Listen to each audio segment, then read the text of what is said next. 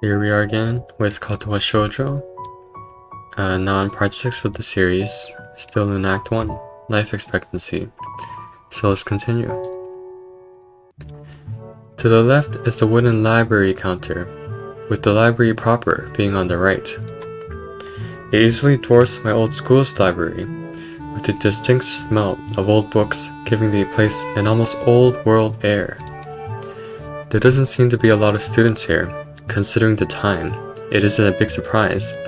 Everyone's probably either in the school grounds or the dorms. Yuko, are you here? She says it to thin air, since the librarian doesn't seem to be present, and of course, Lily can't see this. What's unexpected is that it draws a reaction. Something from under the counter thuds against it, followed by a quiet wail. Ah. The origin, apparently the librarian, quickly crawls out and bounces up to extremely rigid attention. Hi Lily, how can I help you? Her voice is strained, in a failing attempt to sound casual, and she's rubbing the back of her head. Good afternoon. What happened just now? I heard a strange sound. It's nothing, I just hit my head. See, I dropped an eraser under my desk, and while I was looking for it, a pencil dropped, and when I was looking for both of them, you came and surprised me. Are you alright? I'm sorry, I couldn't know. It's okay, sorry for making you worry. This is nothing. I've had worse happen to me.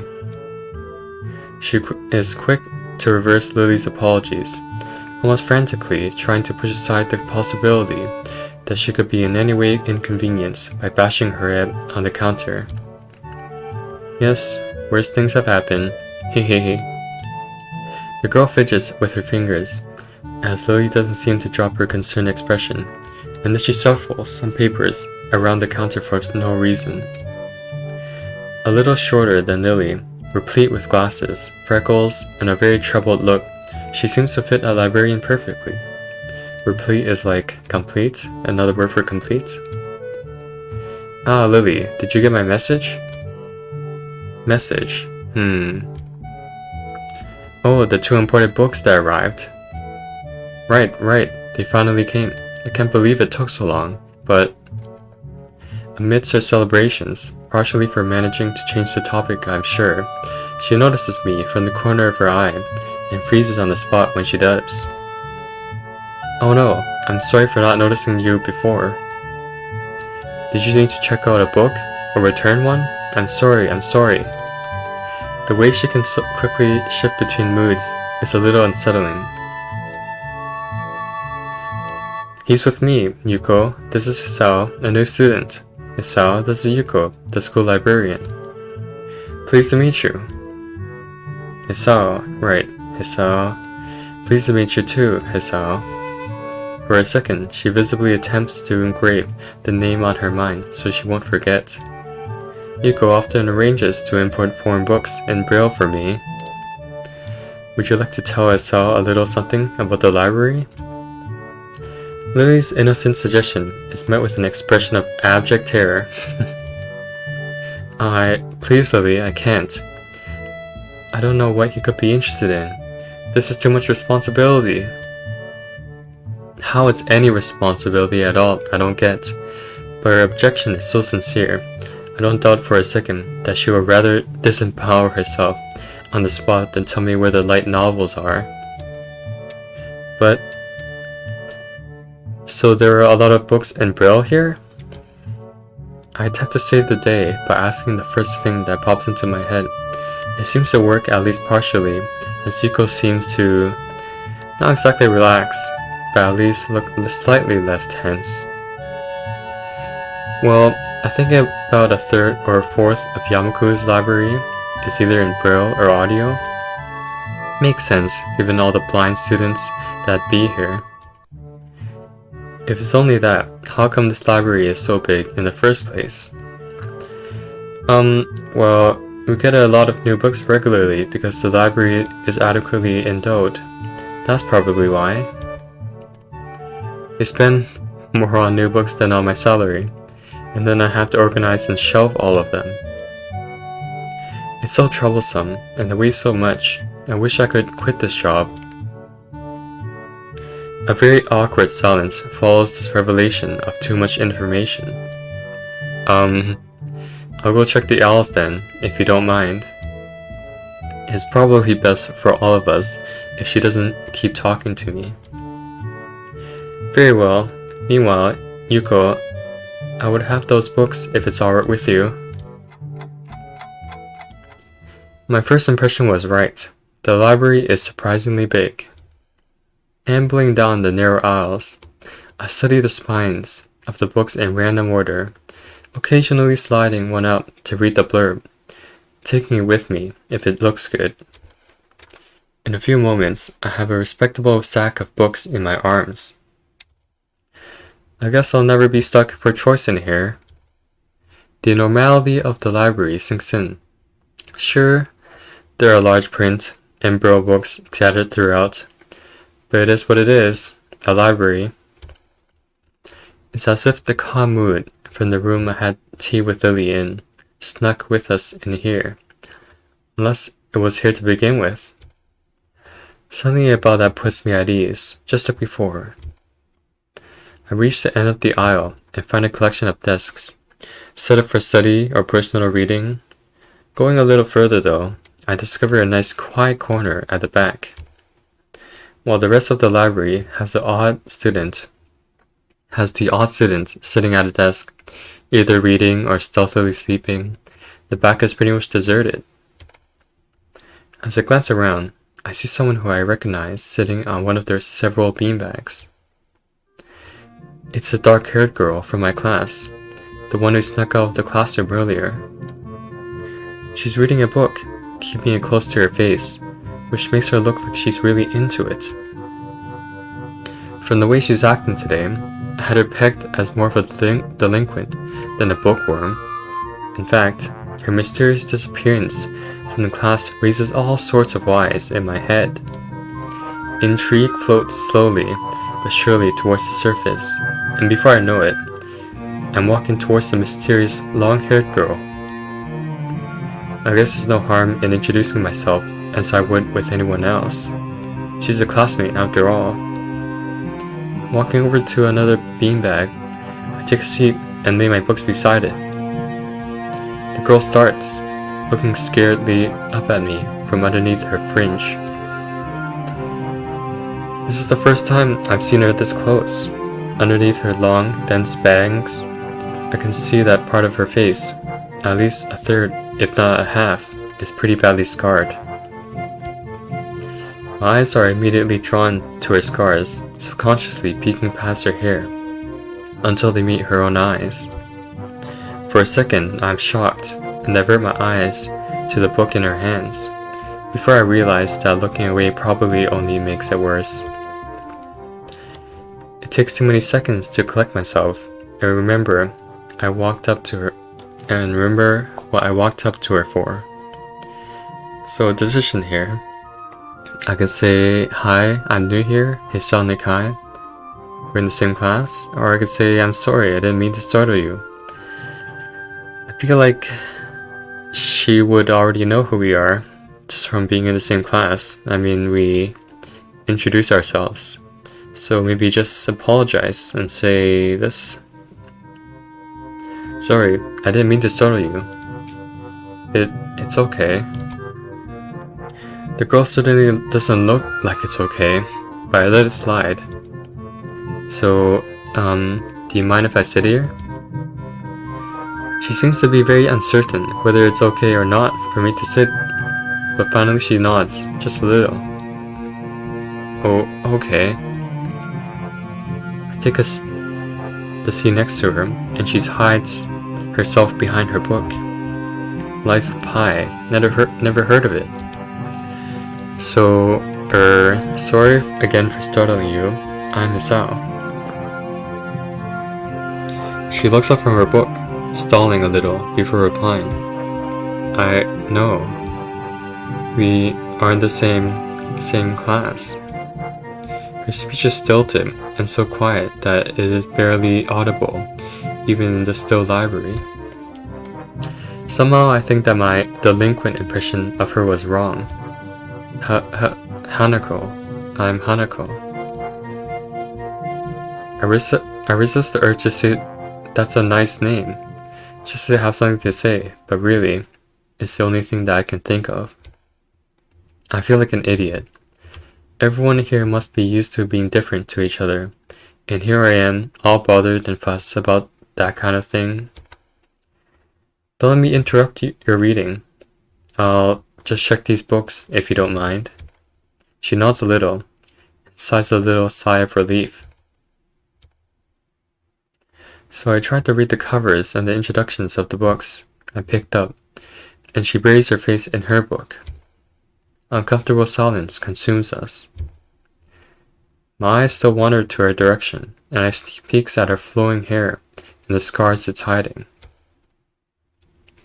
After a while, I realize that she's doing the same, and only pretending to be immersed in Life of Pi. Her gaze is not inquisitive at all, though. It darts around like a scared rabbit. When our gazes finally meet, the chain reaction is unstoppable.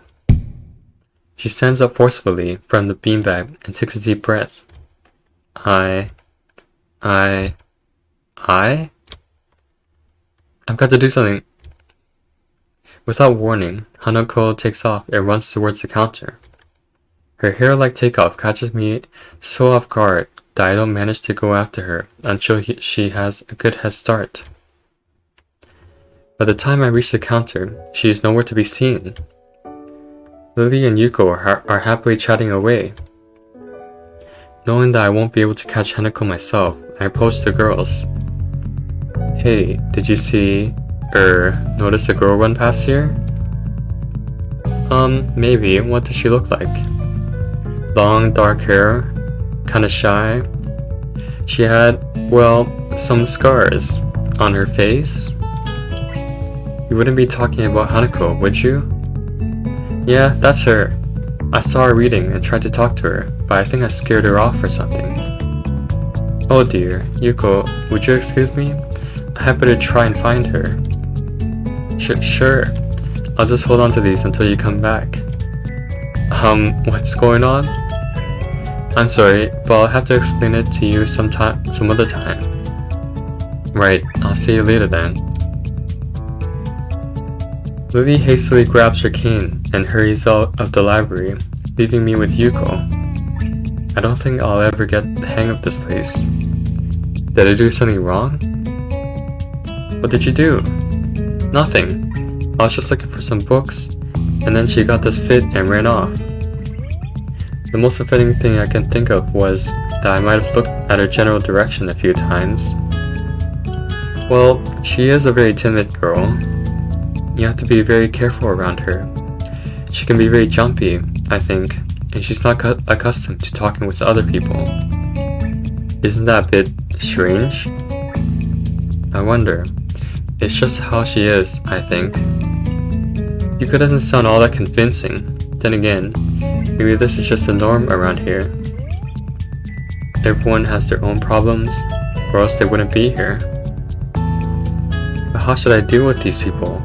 Forcing myself to act overly casually only makes me feel phony. Like I was supposed to be ignoring the elephant in the room. Yuko fidgets, looking like she wants to say something to that, but resists it. I think it's an elephant only if you feel that way. I guess she doesn't have a good sense of self-restraint. It makes me smile, and she blushes heavily. What? Did that sound stupid? No, it sounded really wise. I guess you're right.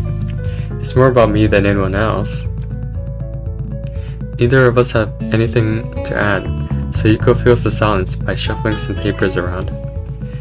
People who have papers on their desks really like doing that. Did you find any books? I should be closing soon. I mean, this library should be closing. But I have to do it. But I hope that's not too inconvenient for you. Oh, yeah. I want some books, but I left them over there because... I'll just go get them. I fetched my stack of books from beside the beanbag where Hanako and I were sitting. and returned to the counter. Wow, you really read a lot. You read a lot, don't you? I surprised myself with that too, honestly. At least, when I really think about it. I had a lot of free time earlier this year, so I just kind of started reading books to fill that time. I couldn't do much else. I see.